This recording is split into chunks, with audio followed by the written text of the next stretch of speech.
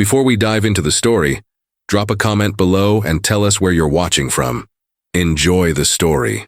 Arthur Sterling was a billionaire who believed everything had a price tag. From his Manhattan penthouse, he ruled a modern financial empire. To Arthur, prayers were just the whispers of people too weak to write a check. He worshipped only money and power, but his immense fortune became worthless paper the day silence fell over his home. His 7-year-old daughter, Lily, was the only soft spot in his cold heart. One morning, Lily simply couldn't get out of bed. By the end of the week, a terrifying, unidentified degenerative paralysis had stolen her ability to move and speak. She was suddenly trapped inside her own body. Arthur's reaction was explosive. He spent millions turning his mansion into a private ICU, importing the world's most brilliant doctors and demanding answers. But they had nothing. For the first time, Arthur stood helplessly by her bed, furious. He could buy the absolute best science in the world, but he couldn't buy a miracle. As months passed, medicine gave up. Arthur fired the nurses and locked himself away with Lily, his heart completely turning to stone. He swore his vast wealth would force a solution. But true healing doesn't start in a bank account, it starts on your knees. And the woman about to teach him this terrifying lesson was already at his door. What would the arrogant billionaire do next? Arthur's final hope snapped when a world-renowned neurologist shook his head. "I'm sorry, Mr. Sterling. The science simply isn't there. She won't survive the year." Arthur threw a multi-million-dollar check at the doctor's chest. "Get out!" he roared, furiously kicking the door. Despair quickly mutated into toxic arrogance. If money couldn't save his daughter, hope was just a foolish illusion. Arthur became a tyrant, firing the elite nurses who dared to look at Lily with pity. He aggressively mocked any mention of faith, shielding his shattered heart behind a wall of pure rage. His mansion became a terrifying place to work, and soon the most expensive medical agencies in the country refused to send their staff to the Sterling estate. Desperate for a night shift caregiver to monitor Lily's life support machines, Arthur's assistant contacted a low-end community clinic out of sheer panic. That night, the doorbell rang. Standing on the mansion's marble porch wasn't a prestigious medical professional, but an elderly, humble woman named Martha Hayes. She wore faded clothes and carried the quiet, heavy presence of someone who had scrubbed hospital floors her entire life. Arthur took one look at her rough hands and scoffed in disgust. How could this peasant help his daughter when billionaires and science had failed? But little did Arthur know. Martha wasn't sent by the medical clinic. She was sent by the heavens.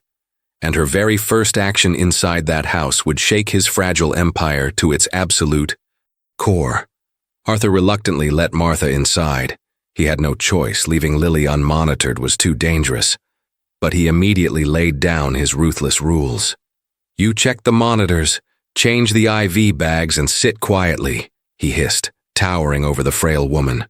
"You do not speak to my daughter. No false hopes, no sweet fairy tales, and certainly no primitive prayers in this house. Do you understand me?" Martha didn't flinch at his rage. She simply nodded, carrying her small, worn-out bag into the ultra-modern medical wing. Arthur retreated to his expansive office, instantly pulling up the mansion's security cameras to watch her like a hawk. He expected her to be clumsy around the millions of dollars in modern medical technology. Instead, Martha moved with a serene, unbothered grace. However, what disturbed Arthur the most wasn't what she did, but what she brought with her. A heavy, absolute peace settled over the room, a stark contrast to the thick, suffocating despair that had lived in the mansion for months. Around 3:00 a.m., the billionaire watched his screens in sheer disbelief. Lily's heart rate monitors, normally erratic and stressful, had completely leveled out for the first time in an entire year. And Martha wasn't even touching the machines. She was just standing at the foot of the bed, her eyes closed, whispering something Arthur couldn't hear. Furiously panicked by this sudden lack of control, Arthur exploded out of his office.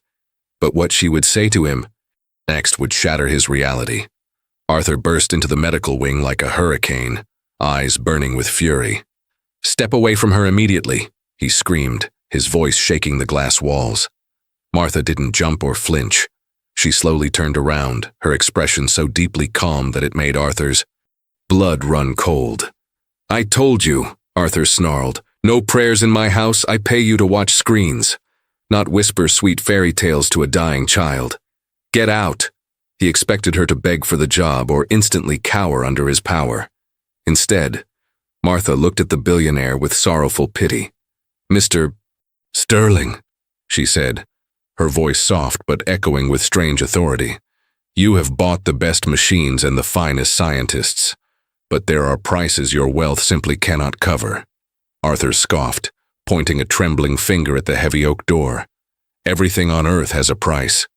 "No, Arthur," Martha replied gently. "The miracle begins exactly where your wallet ends." The billionaire froze. No one had spoken to him like that in decades. Her words pierced straight through his armor of logic, leaving him completely breathless. And what happened the very next morning proved she wasn't just talking. If this story is touching you in some way, maybe it's because God starts acting when we finally decide to trust. Don't forget to subscribe to the channel because what happened next will leave you speechless. Arthur didn't fire Martha. He simply couldn't. Something deep inside. Her words had mysteriously paralyzed his usual millionaire wrath. The next evening, Arthur locked himself in his expansive office again, his eyes glued to the medical security monitors. Down the hall, Martha sat quietly beside Lily's completely motionless body. Then, very softly, the elderly woman began to sing.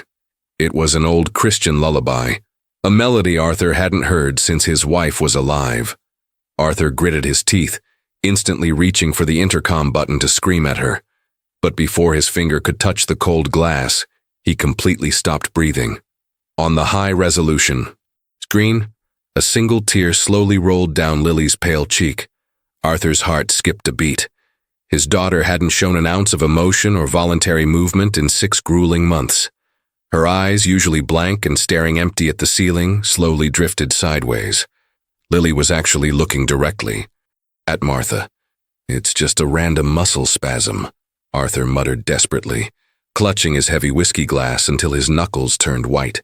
He forcefully tried to rationalize it through pure logic, terrified of the impossible. But then, as Martha leaned closer to change the blanket, Lily's tiny fingers twitched, desperately trying to touch the old woman's worn-out hand. Arthur's arrogant mind went into total shock. The billionaire's logic was rapidly crumbling, but what he would do next might cost him everything. Locked in his luxurious office, Arthur poured himself another drink. But the expensive whiskey tasted like ash. The image of Lily's tear and twitching fingers looped violently in his mind. The unshakable wall of logic he had worshipped for decades was finally starting to crack. Alone in the dark, memories he had buried under millions of dollars suddenly flooded back. He remembered the blinding rain on the night Lily was born, the very same night his beloved wife had died in his arms. He remembered falling to his knees in the hospital waiting room, screaming a broken promise to the heavens that he would raise their baby girl with the same beautiful, unwavering faith her mother had cherished. Instead, he had built an empire of greed. He had replaced God with a gold-plated checkbook. And now, the realization of his broken promise hit him like a bullet. Tears of pure rage and deep, agonizing confusion burned in Arthur's eyes. He threw his crystal glass violently against the mahogany wall, shattering it into pieces. He was a billionaire. He dictated reality. He couldn't just sit there while a penniless babysitter defied the laws of modern medicine in his own house. Fueled by desperate panic and an overwhelming need to reclaim his power, Arthur stormed out of his office at 4 a.m.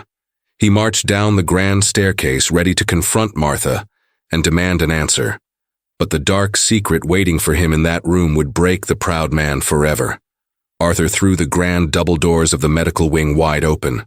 But the moment his expensive shoes touched the cold room's floor, an overwhelming heavy presence forced him to stop. The air felt inexplicably thick, almost vibrating. Martha was still standing at the foot of Lily's bed. She didn't turn around, but her voice cut through the silence like a sharp blade. You are a very wealthy man. Mr. Sterling, she whispered, her eyes fixed on the sleeping girl. But all your billions couldn't buy you peace tonight, could they? Arthur's hands curled into very tight fists. What did you do to my daughter? He demanded, stepping closer. Tell me your trick right now, or I'll absolutely have. You arrested for fraud. Martha finally turned to face the towering billionaire. There are no tricks here, only broken promises, she calmly said.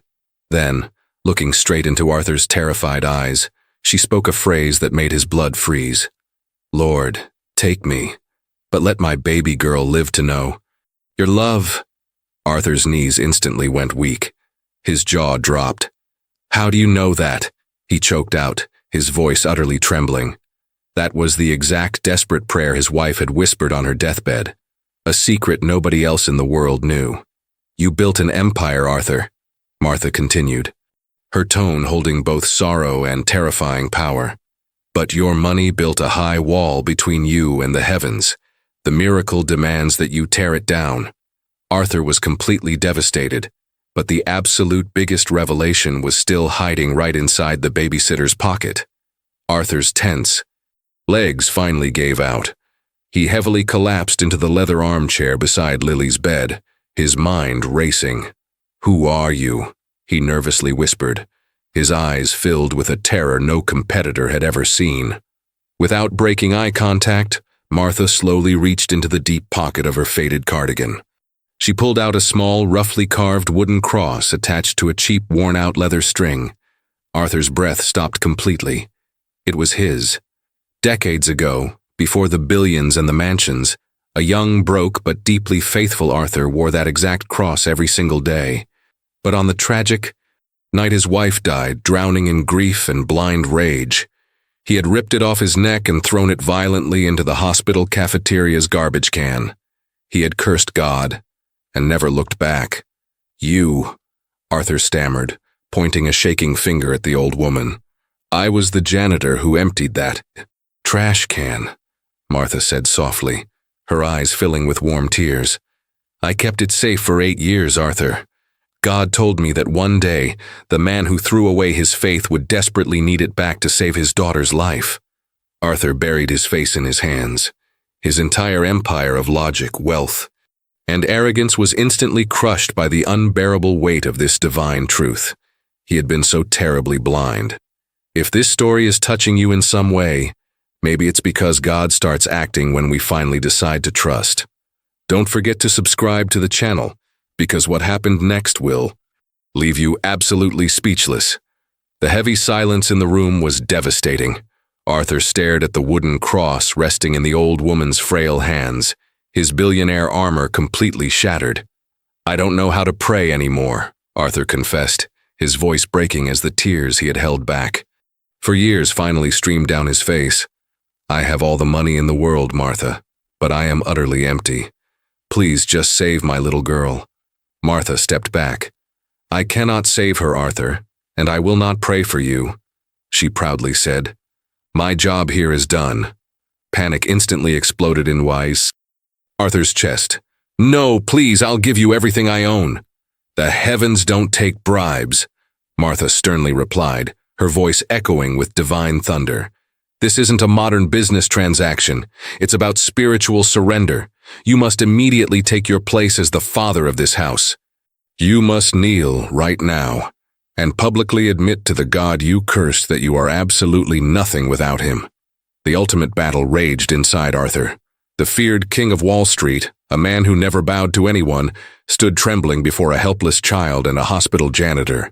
His ferocious pride fought a violent war against his overwhelming love for Lily. Finally, the dam dramatically broke. With a loud, heartbreaking sob, Arthur dropped heavily to his knees on the cold floor. He bowed his proud head, completely surrendering his soul. And the very moment his knees forcefully hit the ground, the entire atmosphere in the room changed. The second Arthur's firm knees hit the carpet, the multi-million-dollar medical wing was utterly swallowed by a supernatural shift in the atmosphere. The normally sterile air-conditioned breeze in the room suddenly grew heavy and warm, carrying the Faint, incredibly sweet scent of rain, the exact same scent from the tragic night his loving wife passed away. Arthur stayed heavily glued to the floor, his face tragically buried in his trembling hands as decades of agonizing grief and toxic arrogance violently poured out of his soul in the form of unstoppable tears. He was completely broken, and only in that absolute emptiness could true faith finally enter. Martha, her wrinkled face illuminated by an eerie, peaceful glow, slowly turned away from the loudly weeping billionaire.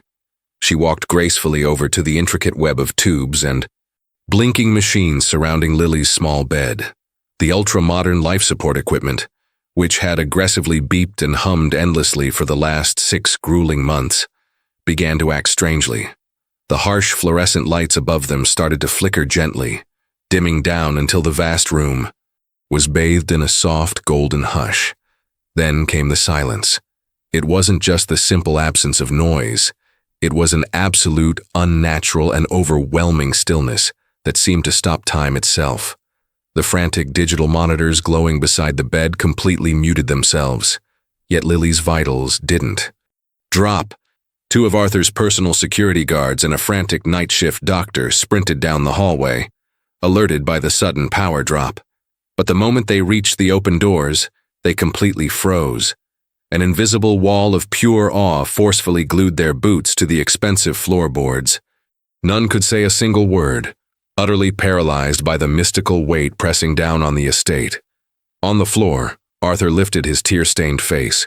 He breathlessly watched the humble janitor gently lay her scarred hands directly over Lily's completely paralyzed legs. The preparation was officially complete. Martha didn't close her eyes, and she certainly didn't beg. Instead, she stood tall beside the bed, radiating an authority that made the billionaire's expensive, imported doctors look like completely frightened children. "I am not asking," Martha profoundly whispered. Her voice was incredibly soft, yet it gracefully carried the booming resonance of distant thunder through the entire paralyzed room. "The heavy price of pride has been fully paid tonight on this cold floor. The iron walls have completely fallen. So I command the deep chains of this impossible sickness to violently break right now. In his mighty name, release this sick child." The absolute tension in the Grand Medical Wing was electric, practically suffocating everyone present. For 5 completely agonizing, endless seconds, the universe simply held its breath. The expensive brain scanners and digital heart monitors connected to Lily's small body suddenly flatlined into a terrifying, straight green line. Arthur's heart violently stopped in his chest. From his knees on the carpet, the devastated billionaire fiercely squeezed his eyes shut, preparing for the absolute worst. He had finally surrendered his soul, only to tragically lose his entire world anyway. The 2 armed security guards at the door visibly braced themselves for the inevitable deafening sound of the medical alarm. But the loud alarm never came. Instead of a panicked electronic beep, a single, incredibly soft rustle of smooth fabric lightly echoed through the grand, golden silence. Arthur's blood instantly ran cold. He desperately forced his terrified, tear-stained eyes wide open. Resting gently on top of the heavy white blanket, Lily's pale, entirely atrophied pinky finger, a tiny finger that the absolute top neurologists fiercely swore would never flinch again, slowly and voluntarily curled inward. The biological impossible had just begun. Arthur Sterling simply couldn't breathe. He slowly staggered to his feet, leaning heavily against the sterile mattress for support. Following the impossible inward movement of her tiny pinky finger, Lily's entire hand began to softly, deliberately open and close. Suddenly, the silent digital monitors securely framing her bed violently roared back into loud, chaotic life. But they weren't showing the painfully weak, failing pulse they had persistently displayed. For 6 endless months, the bright, high-definition luxury screens displaying her complex neurological exams exploded with massive, beautifully erratic spikes of intense brain activity. Levels the world's absolute most brilliant doctors had repeatedly declared, fundamentally and scientifically, impossible. She's moving. Arthur choked out, his rich voice practically breaking in two. The frantic night shift medical team, who had finally broken free from their frozen, terrifying shock at the grand doors, forcefully rushed inside. The lead neurologist, a proud man who charged millions for his time, completely dropped his expensive tablet on the floor. He aggressively pushed right past Arthur, frantically checking the heavy machines, utterly convinced it was a catastrophic digital system malfunction. "Check the power cables, it's a massive glitch," the elite doctor furiously. "Yield," his arrogant hands violently shaking as he grabbed Lily's delicate neck. But the very second his fingers touched her pulse, he physically recoiled in pure terror. His face wildly drained of all human color. He stared blankly from the perfectly healthy, fiercely pounding heartbeat on the digital screen straight down to the little girl's surprisingly warm, rosy skin. He slowly backed away, utterly speechless and spiritually defeated, watching as Lily's hopelessly paralyzed little legs gently shifted beneath the heavy blankets. The absolute untouchable pinnacle of modern science was being brutally humbled by the impossible. If this story is touching you in some way, maybe it's because God starts acting when we finally decide to trust. Don't forget to fiercely subscribe to the channel, because what happened next will leave you absolutely speechless. The billionaire's vast mansion, which for months had felt like a suffocating high-tech tomb, was suddenly filled with an impossible, vibrant life. The frantic doctors stood completely frozen around the bed, their expensive medical degrees completely useless in the face of this raw, supernatural event. Arthur's heart hammered against his ribs like a wild drum. He dropped the heavy crystal glass he hadn't even realized he was still holding, the sharp shatter echoing loudly across the marble floor. But nobody blinked.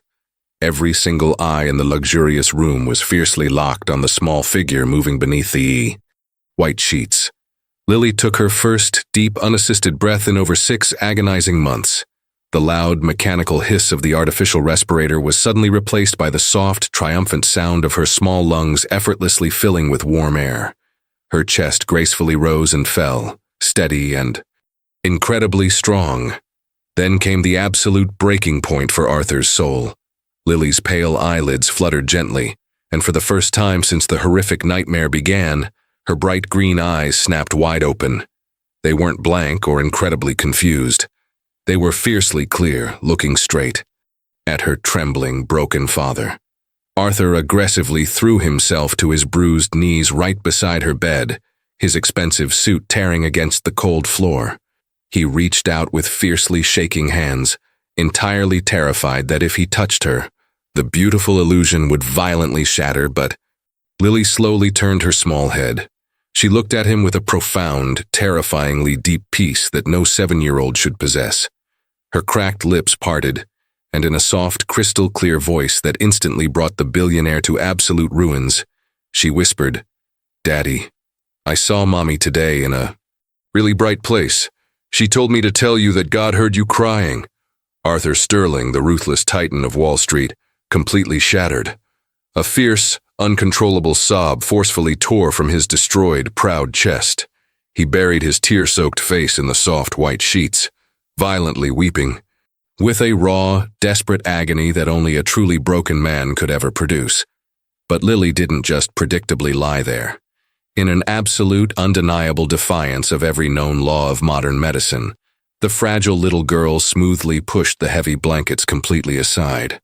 Her deeply atrophied legs, which the world's most intensely expensive neurologists viciously swore were dead forever, moved with perfect, miraculous strength. She slowly sat straight up on the mattress, entirely on her own. The paralyzed room erupted into chaotic, breathless disbelief. The terrified lead doctor heavily fell, backward against the glass wall, desperately clutching his pounding chest. He was witnessing a biological impossibility, a raw, majestic miracle unfolding directly before his very eyes. Lily leaned forward and warmly wrapped her incredibly fragile arms tightly around her fiercely sobbing father's thick neck.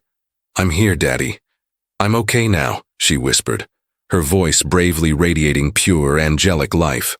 Arthur aggressively pulled her into a desperate, crushing embrace. He wept loudly, burying his ruined face into her soft hair. The cold, untouchable king of New York was utterly gone. Overwhelmed with intense gratitude, Arthur slowly turned his heavy head, desperate to thank the humble janitor who had miraculously brought heaven into his dark mansion. But his breath violently caught in his throat. The spot where Martha had just been standing was completely empty. The heavily guarded medical doors hadn't opened. The frantic security guards at the entrance hadn't seen absolutely anyone leave.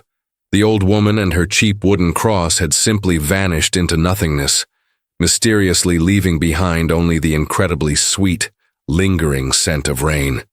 In the following weeks, the world's most elite medical journals fiercely scrambled to find a logical explanation for Lily Sterling's terrifyingly complete recovery.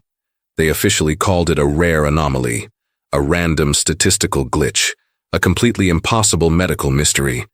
But the brilliant doctors who had deeply stood, frozen in that golden, completely silent room, knew the absolute, undeniable truth. They just couldn't put it in a scientific chart. Arthur Sterling, the greatly feared Wolf of Wall Street, walked into his towering New York corporate headquarters one absolutely final time. He didn't selfishly fire anyone. He didn't loudly scream at his terrified, nervous executives. Instead, with a profound, unshakable peace radiating from his eyes, he calmly signed away half of his massive, hard-earned empire. He heavily funded free community clinics, massive charity hospitals, and poor local shelters, specifically the exact one where a humble, quiet janitor named Martha Hayes was once said to have worked. The ruthless billionaire who once fiercely believed that money could buy absolutely everything had completely vanished. In his place stood a remarkably humble father, a man whose impenetrable heart of stone had been entirely dismantled and rebuilt by the undeniable power of real faith. On a bright Sunday morning, Arthur walked through Central Park, his strong hand gently holding on to Lily's perfectly healthy, bouncing frame. He was smiling freely now, unburdened by the heavy, suffocating weight of extreme arrogance and pride. The real monumental miracle that night wasn't just Lily safely walking out of her bed. It was a proudly rich man learning exactly how to kneel. As they walked through the sunlit trees, a small, roughly carved wooden cross securely rested against Arthur's chest. The exact same cross he had violently thrown away in grief, now kept safely close to his beautifully healed, strongly beating heart, forever.